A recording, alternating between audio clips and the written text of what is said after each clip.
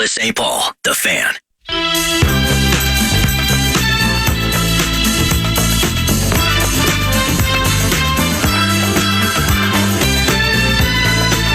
Personal foul, illegal touching on the co-host. Let's redo segment number 2.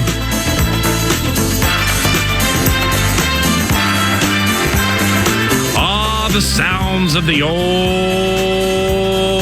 Friday football feast. PA in charge at 11:07. I see Nordo has found longtime referee Bernie Kukar. I also see Nordo is talking, and this is part of the charm of working with Bernie Kukar. It's because, like, you just don't call Bernie and set up a guest and be like, "Hey, Bernie, it's Eric from KFAN. You ready to go on?" "Absolutely." "All right." Then he goes, "No. How are the wife and kids? Haven't talked to you in a couple of years." So, I mean, it's got to be a little bit of an ancillary conversation with Uncle Bernie before you can get him into the mix, man. But Bernie's football immortality's been the referee for a couple of Super Bowls, and very, very definable and identifiable.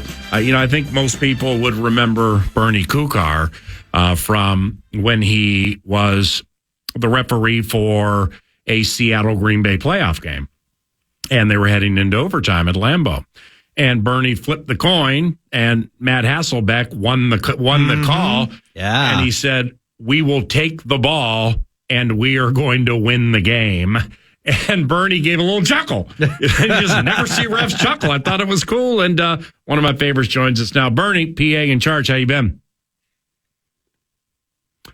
From you for a while. Say it again.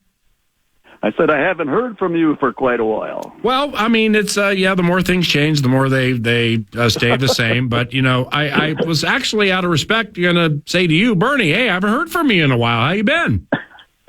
Pretty good. Yeah, good. Sitting up here at Lutzen, watching rain come down. Now, Bernie, you're not on the lam.'re not the guy who lit the fire in Lutzen. You're not the arsonist, are you? Geez, I don't think so. But I tell you, this was the second big fire we had up here. Last year, up at the ski hill, Papa Charlie's burned down, and now the Lutzen Resort burns down. If the winery burns down, then we do have a guy on the loose. So you've got an alibi, is what you're saying. That's right. That's right. And regardless to, with this part, the lodge or the historic Lutzen Lodge, and when you and I chatted about it the other day, I mean, you really walked me through kind of the history of this being a lodge since the 1800s and the fires and everything. It's, obviously right. with whatever went into this fire taking place. For those who live up there, I mean, it's Minnesota immortality. It's devastating. It's definitely kind of sad, right? Oh, definitely sad. All the locals are disappointed that happened, of course, because, as you mentioned, that's been around since about the 1880s, and it has burned down a couple other times prior to this, and it was rebuilt in the exact same look that they had today. And according to what we're hearing, the owner said he is definitely going to rebuild it and use the same diagrams that they used on putting up the original building. Now, Bernie, are you a skier? I mean, do you go to Lutzen? Do you do a lot of snowboarding? Are you a big skier yourself? I'm into skiing. That's why we're up here. We originally built up here in 1981. Our family is a ski family, and we used to come up on weekends. And all my kids said, "Well, if we keep doing this, you might as well just build something up there." So, lo and behold, a piece of land, only 4 miles from the ski hill, put it up. Built it ourselves, I might add. And wow. To this day, well, my son is up here right now. He's just leaving to go back. We were waiting for the rain to clear up, but it didn't clear up yesterday, so he's got to go back. His wife is coming in on an airplane. He's got to pick her up at the airport on Friday. So, but yes, our family still comes up quite a bit, and we still ski. And the snow, again, this year has not been really good. So we're hoping that sooner or later, we're going to get some snow, natural stuff. There's a lot of man-made snow out there right now, but I think yesterday with the rain coming down, it might have taken down a few inches, that's for sure. Bernie, define building it yourself. Does that mean you were chopping down the trees and whittling wood and really the whole thing. How long did that take? Well, it took. Actually, we had to get it done real quick because my wife was still a teacher at that time, and we used to run a summer camp for boys up in Ely, and that would finish about the middle of August, and she had to start school like 2 weeks later, so we had 2 weeks to put up the original frame, and her, myself, and her brother did it in 10 days. We got the exterior up. We didn't get the inside finished, so we had to do it fast, and then we considered doing stuff as the weekends would get longer, like it was the MEA weekend. We'd come up and probably do some work on the inside and so on. But when it was finally done, it probably was around 12 years that it took. Oh, jeez. Okay. All right. You sort of left out the important part. That's okay, awesome. You built your own house, right. But it took you over a decade. Yeah. As long as it was warm, we came up here. We didn't even have to be well put in until about 13 years after. What were you drinking? Where was the water in? Oh, wow. I guess. Okay. Now, when people tell me they finished their own basement or they built their own house, this is where I can usually trap them, Bernie. Did you do your own drywall? Ooh. Yeah. That's a bad job. So you put your own, you did your own drywall. You drywalled your ceilings. No, we don't have any drywall in this building. It's all wood. Oh, there's like a lot. There's like a wooden log kind of cabin. Yes. Oh. I'm sitting in right now what we call the cowboy room, and my wife has all kinds of memorabilia relating to cowboy John Wayne's all over the place. In fact, we have a full-size statue of him in the corner here. But anyway, this wall is like you see on the exterior of log cabins, but we put it on the inside. And then each room, we use a different kind of a design. It's all wood. So if we ever had a fire here, this thing could go up in about 30 seconds. So with the Super Bowl stories we promise shortly, with the cowboy room, we have the Duke. All right, we have John Wayne. How much Gene Autry do we have? None. It's all John Wayne. And let's see what else we got. Oh, we got the picture of all the people that are on Gunsmoke, and also we got what else we got here. Well, what about? Well, you know what I'm worried about is in Bernie Kukar's cowboy room. There's a picture of Drew Pearson pushing off. Oh, geez.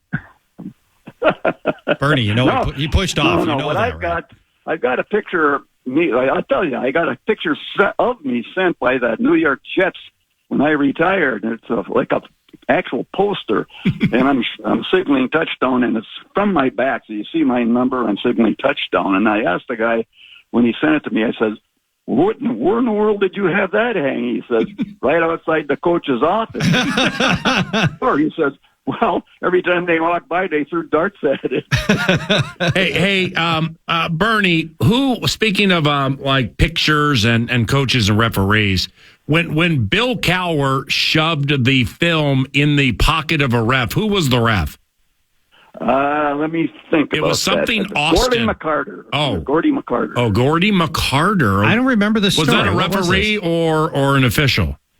No, he was a referee at the time. And interestingly enough, they were playing the Vikings, I think, pretty well because I worked a preseason game one time over in Europe, in Barcelona, and the Steelers were over there for that game. So when you have these games in those kind of situations, all the NFL people kind of stick together, including the officials and the coaches and the players and so on. So they had a big function for all of us there, and after this thing happened, I had him about 2 weeks later, and I walked up to him, and I said, you know what? He said, what? I said, my wife sewed my pocket shut, so you can't slam that in there anymore. He thought that was great. Oh, that's terrific, Mickey. Yeah, and popping the metaphorical bubble in case there was any tension over anything. I love how you did that. Now, the first Super Bowl for which you've been the referee for a couple of Super Bowls, and the first one was Super Bowl 33, which was January 31st of 1999.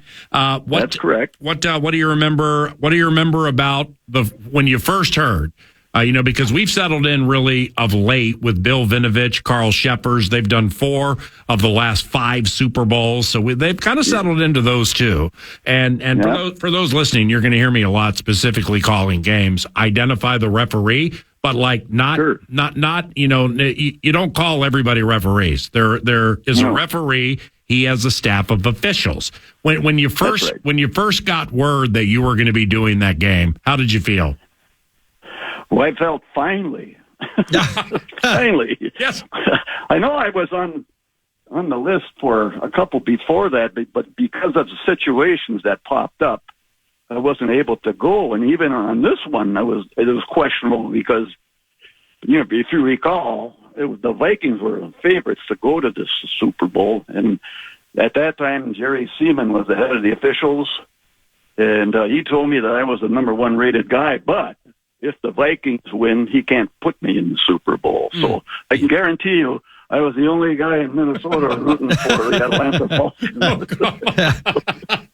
Against all your family members. Right. That's so beautiful, Charchie.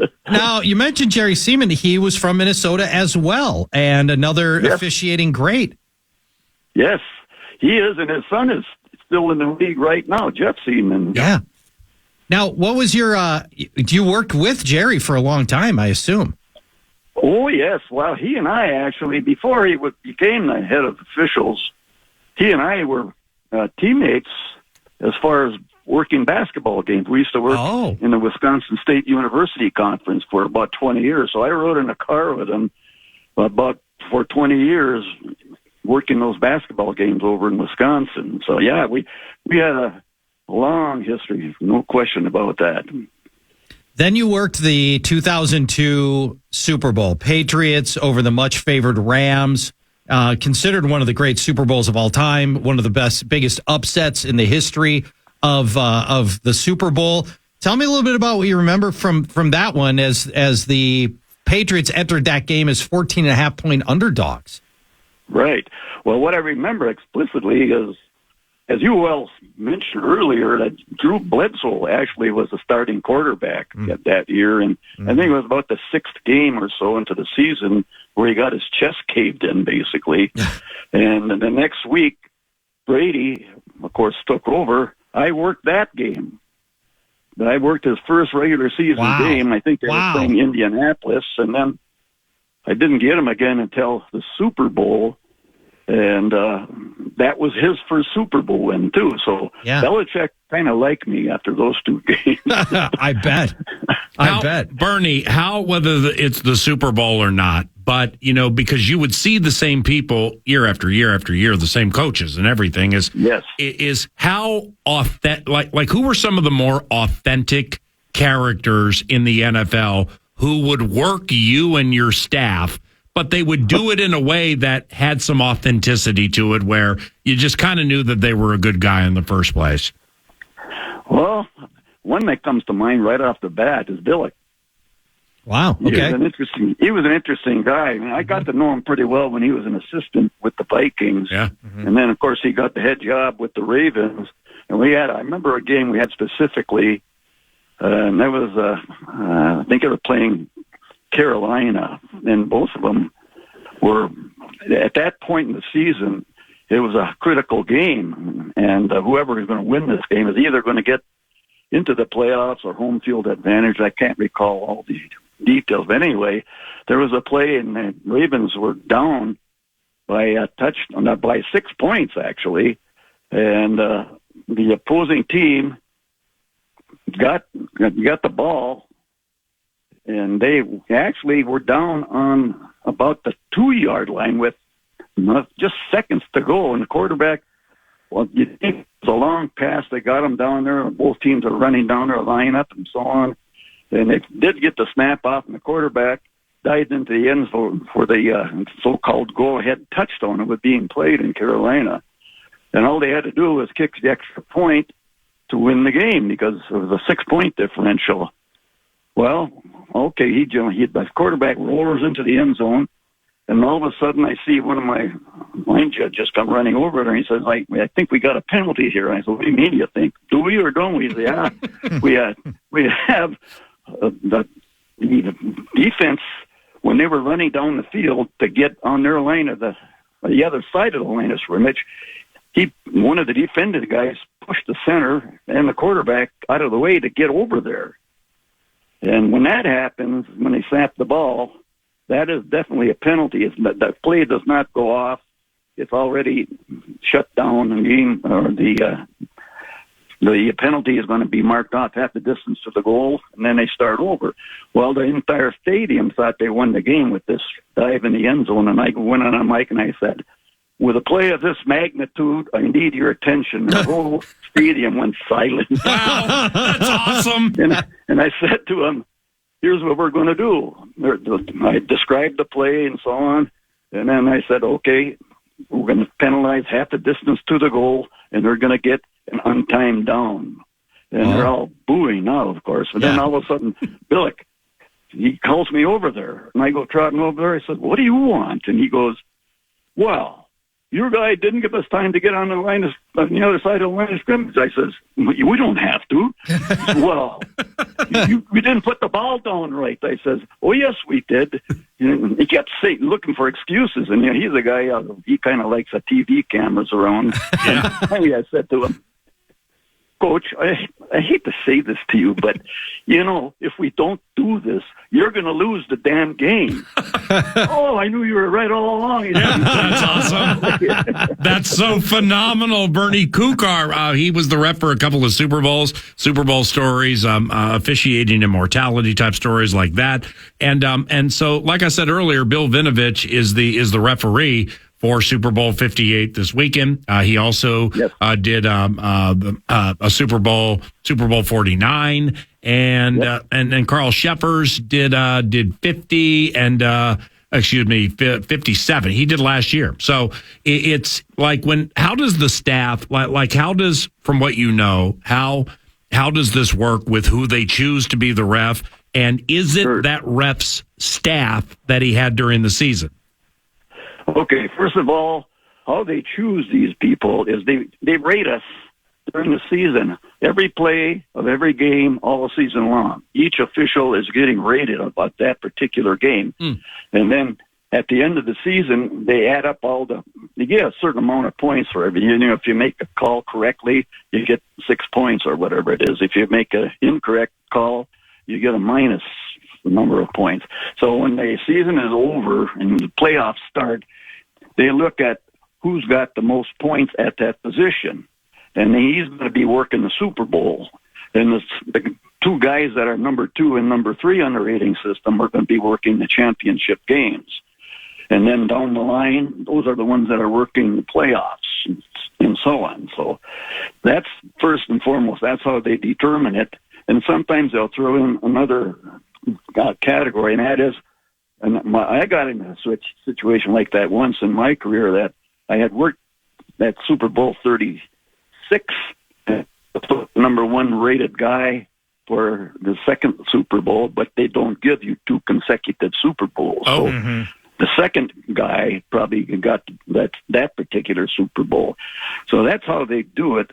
And it's just strictly on a rating system. And even if you're not involved with a penalty, they do it on mechanics. Are you in the right spot when something happens? Or like on a goal line play, were you in a position to be able to make a goal line play, and you get certain points for all that. So when it's all said and done, you just add it all up, and like I said, the top guys are going to get the Super Bowl, and 2 and 3 get the championship games, and so on. Amazing. And in the playoffs, your crew gets broken up, right? Normally you have the same crew. They're all-star crews. Yeah, you get the all-star crew. For a couple of years, they tried to use crews, but the problem is, what if you got a rookie on your crew? Mm-hmm. And he is just happened to be on that crew that had that number 1 rating?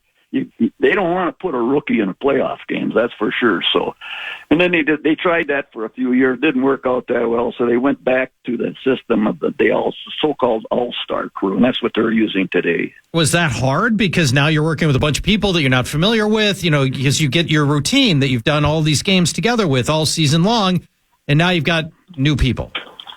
Yeah, well, it really isn't that much difference, because I've probably worked with every single one of those guys that I worked the Super Bowl with. They might not have been on my crew, but at some time in my career, I probably had them on my crew at one point or another. So when you get to that level, they're all pretty good, or they wouldn't be there, that's for sure. And like right now, in this Super Bowl, you mentioned Vinovich, but there's a couple of guys in there, like Mark Perlman, he's the line judge. Yep. This is his 25th year, and I think this is his last game. I think he's retiring. And there's also a field judge by the name of Tom Hill. Mm-hmm. He was with me for 6 years when we first got into the league.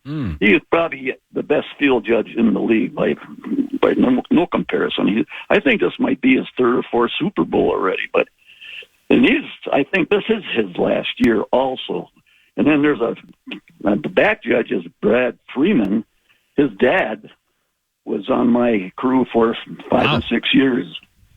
So, yeah, you get to know all these people, and it's not really, they don't work differently. They might have some different opinions on how certain calls should be made, but that's about it. They're all pretty good, or they wouldn't be in that position. Well, Bernie, when you say Tom Hill is one of the, if not the best field judges now or ever, what makes a quality field judge?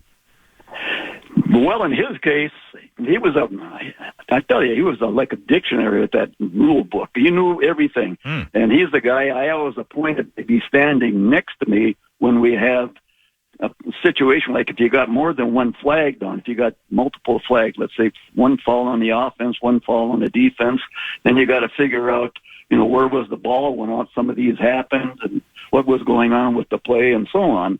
And I had him standing right next to me so that the official would give me what their calls were. I have to sort this out. And then I just repeat it back to the crew standing there, and Tom Hill was right next to me. I look at him, and I said, am I announcing this correctly? Are we on target here? And he'd be standing there, and a couple of times he'd say, well, we better change this. And then he corrected me on a couple of them. So, but he dedicated himself to knowing all the rules and what every other official was supposed to be doing on every single play. And I hardly ever saw him make an illegal, not a good call, let's put it that way. That's awesome. He is a terrific official, and I think, like I said, he's got to be one of the best, if not ever the best in that position. Talking to longtime NFL referee Bernie Kukar. Bernie, my last question. How do you feel about the move towards perhaps automating some of the things that are subjectively done by referees right now? For example, people are talking about chipping the ball so that we can know exactly where the ball, how far the ball went, or if the ball goes over the end zone, things that are subjective right now. Do you feel like there's room to add more technology onto the field and take some of the subjectivity out of the referees, or do you feel the opposite of that? You want to keep the referee's judgment as strong as possible? I think, personally, my own opinion is that when you're looking at instant replay, for example, that's what you're referring to, I think they're gone overboard with this stuff. I mean, some of these things are so tight, and you can't tell, if a guy's got his toe down or if it's a 1/4 inch off the ground or what have you. And, they're looking at so many of these things. And then they got a big pile of bodies on the goal line. Now they got that tush push. I hope they take that out of the deal. In our day, you were not allowed to push the runner. Right. You couldn't aiding the runner. Him, but you couldn't push him either. And that's just not football. It looks like, what is that? Rugby. Rugby, that's the word I'm looking for. Yep.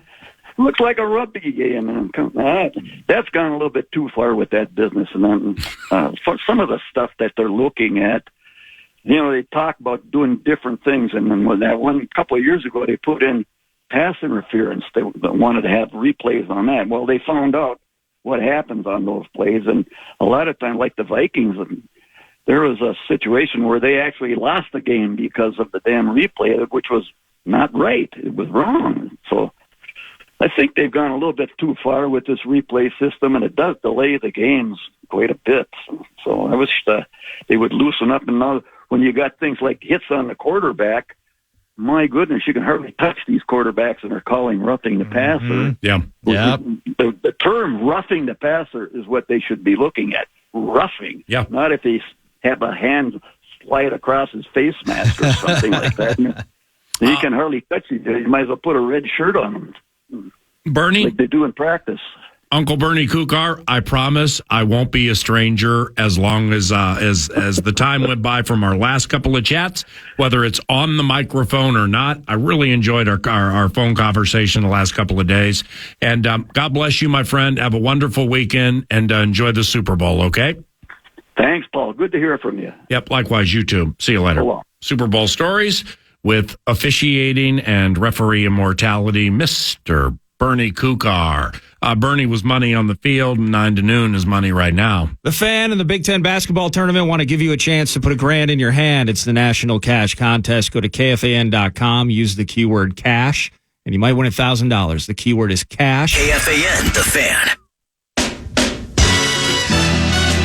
Got a shorty here for you, so hush now, child. 9 to noon is in the air in front of Super Bowl 58.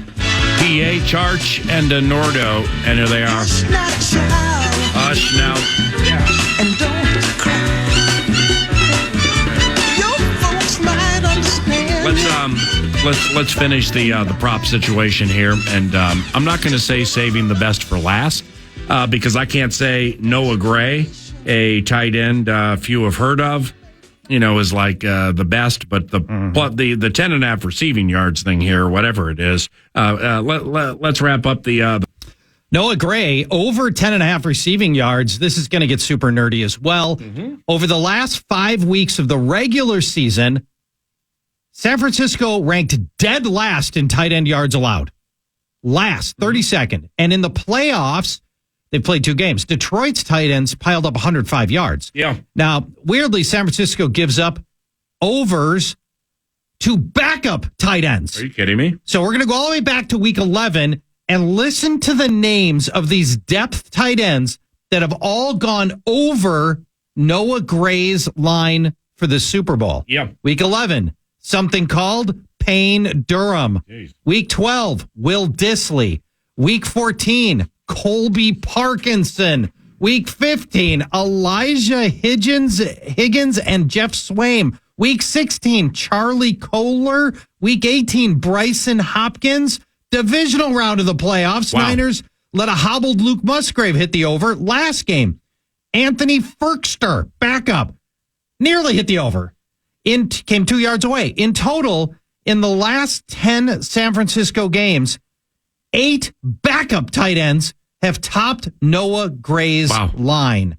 So there's backup tight ends get it done against San Francisco. Basically, we need one catch. He averages 10 yards per catch. We need one catch. One Noah Gray catch. And also I shared it earlier in the week, but I'll share it again. And I'm glad you put Noah Gray down there because at 9.5 to 10 to 1, a Noah Gray touchdown anytime. That's I'd slide into that spotty simply because of how Super Bowls work. It's where you're in a certain situation, and the tendencies and the trends and the talkers and everything indicate the percentages are with Kelsey and Rice and hey, Sky Moore scored last year, Kadarius Toney scored last year, and we got Pacheco. Well, then all of a sudden some beef eater like Noah Gray leaks out wide open to the right, and it just happens like that. So I like Noah Gray at 9.5 to 1. I'm glad you put that. And speaking of liking things, Paul Charchian found something for the Friday football feast involving Seattle Seahawks now to be second-year wide receiver Jackson Smith and Jigba, and it's him. It involves him and the new coordinator for the Chicago Bears, who used to coach Jackson Smith and Jigba. And what was he asked exactly? What does he think of the new guy? Bears fans are super interested about the offensive coordinator coming in, Shane Waldron. What can you tell them about who they just hired to try to get this offense where it needs to go?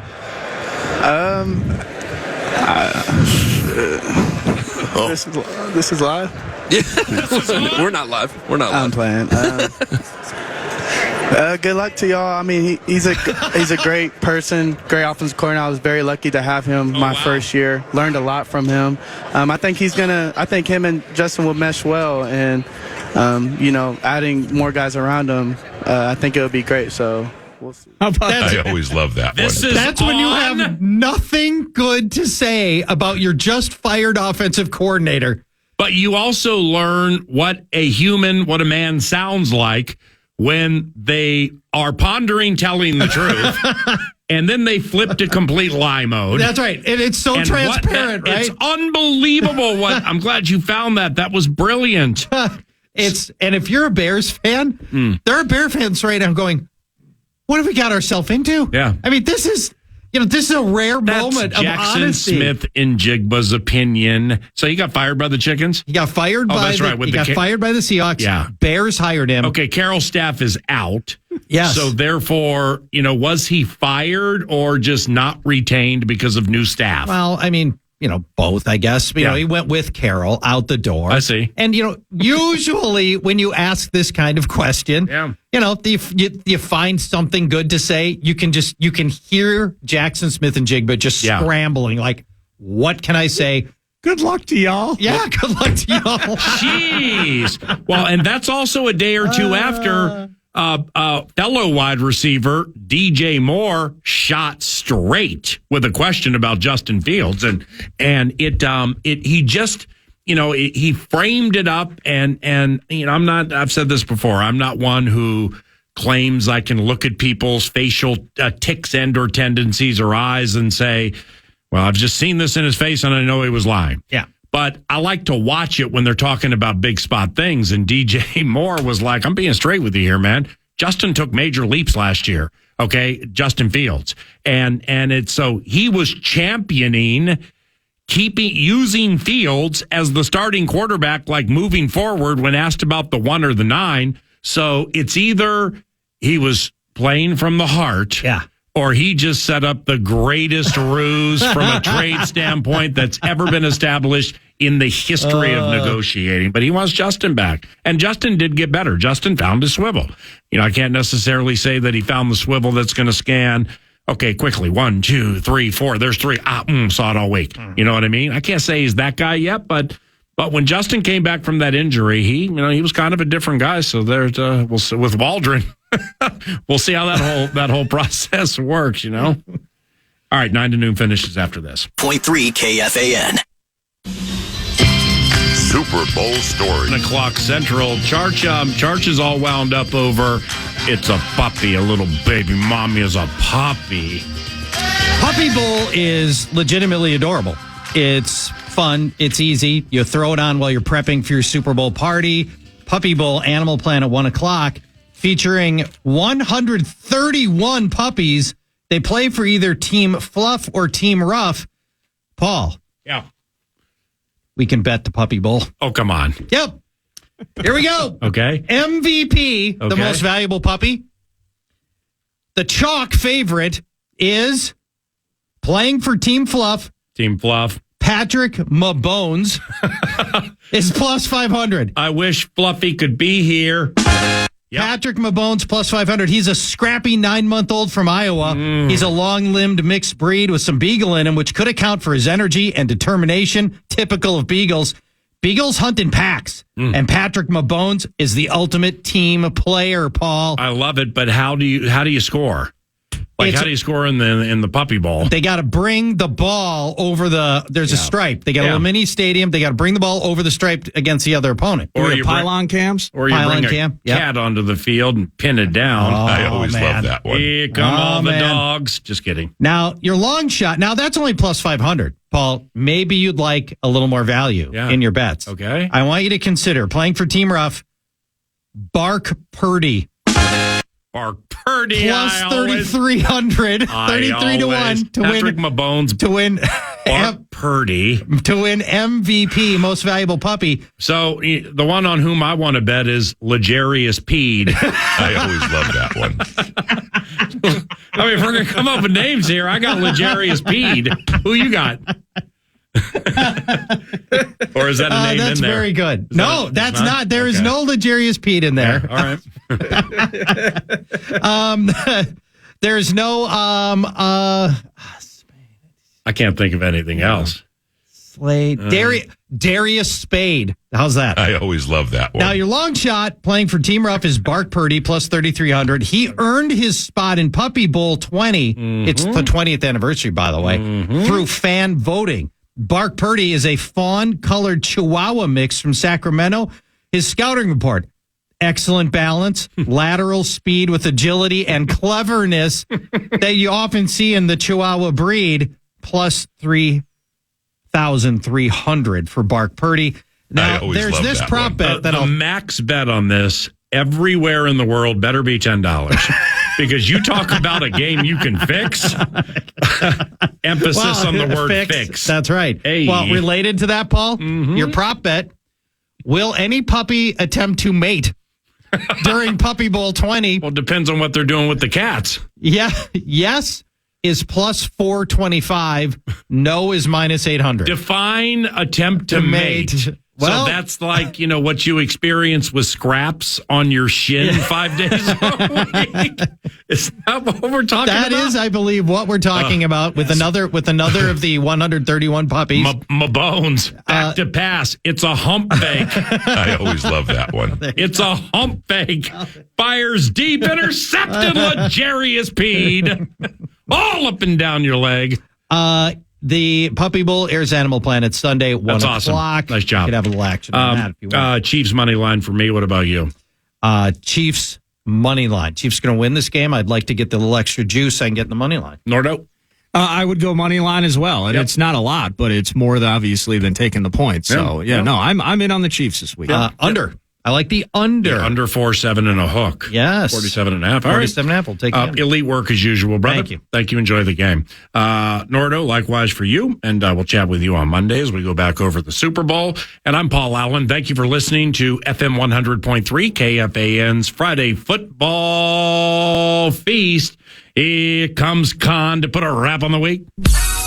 And thanks to Casey's for bringing you the 9 to noon show wraps, not the content, just the time slot. And stop into a Casey's today, whether it's the rewards program, Mondays around the corner, post Super Bowl, you're getting your free coffee with Casey's rewards, and then get that large one-topping pizza because you get the second one half off with the code BOGO. So just stop into a Casey's and check it all out. 9 to noon Friday feast.